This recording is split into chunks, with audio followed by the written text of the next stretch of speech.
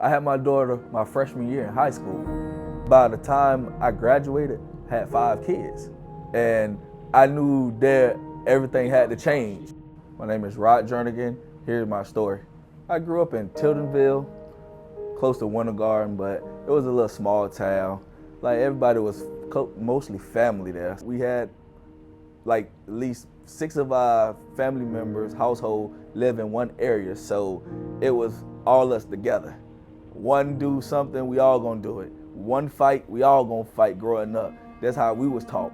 So it was always guns, violent, drugs, every night, gunshots, fight, riots, all that. It wasn't no type of riot, just a lot of fights break out. And it just got worse as time goes on and on. And to this day, it's still nothing changed. It just got worse because the little kids having guns now.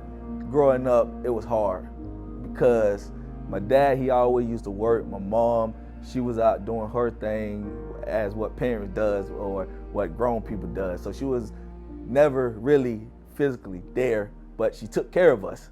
She made sure we had a house, food, clothes, we've been to school, all that. But I didn't feel the love. Eric Strawback, he was a basketball coach at the school and my brother math teacher. Having him tell his story about his family, how he grew up, he come back from a background similar to me and my brother and some people in the neighborhood. Like knowing he grew up in Pine Hills and Winter Garden and all this, I never knew that until he told us. So it was like a similarity around that park, and that dawned on me like, oh, this guy is like one of us growing up, and he made a big change in his life. So with him helping me out, it's like, oh, I can make a change, I can make a difference in this world someday.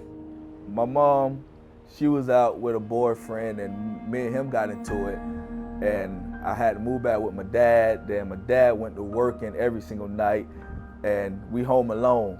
So it wasn't safe in the neighborhood. So when Eric came along and offered to take us in and volunteered, like, oh, we'll watch y'all at night as y'all go to school and you can live with us. And my dad agreed with it. It wasn't no adoption or nothing, it just was a friendly gesture of moving in. And at time, I found I had a child on my birthday, and he was like, oh, his wife was like, oh, do y'all want to come live with us with the baby and all this? At first, I was skeptical of coming because I don't have to show emotions. Growing up, I never showed emotions, so I didn't know how to take that in, having somebody take me from my house to their house. But eventually, I went into it, and it turned out for the better. Living with them taught me to be a better parent by the love they showed my child, and that it's not even their child. And that taught me how to love and how to be loved, because they had one child, and they gave him the world. Now they got 3 more kids living with them, and they could have been easily like, oh, you just can stay here for a period of time, but after that you got to go. But no, that wasn't the case. They paid for daycare, they paid for clothes, shoes, everything for the baby, and they didn't have to do that. Sports it played a good role because it kept me out of trouble. It kept me busy, as I say. But I lost the love for the game. Once I broke my ankle, and my sophomore year, I just lost the love for the game. The love for me transferred from football to my kids, because by the time I graduated, I had 5 kids.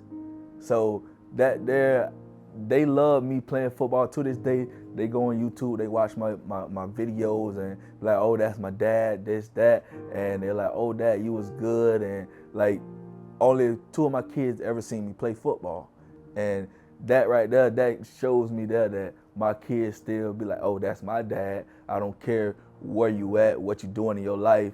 You here for us, and I appreciate what you doing. My older daughter, she tell me that every day, oh, dad, I love you. Boom, my little baby, oh, dad, I love you. Every time I walk in the house, she run into me. And that's right there showed me like, oh, I got to keep going. I can't stop. I just can't fail. I can't stop. I need them. They keep me going. And like Miss Nikki and Eric, they keep me going, because now I have to prove to them that I'm capable of doing more with my life than just Tildenville, Winter Garden, or where I come from, my background, where I come from. So I have to keep them proud. It's not just my kids, it's them and my parents too. To this day that I have to keep them proud. If you like me growing up in a community like Tildenville, Winter Garden with all the violence, and you need a outcome, just find something that you're passionate about. Me, it was my child and my kids, and it was football at one point until I lost the love for the game. Then it transferred into my child. And to this day, my kids is the backbone of me, and just keep pushing. Don't stop.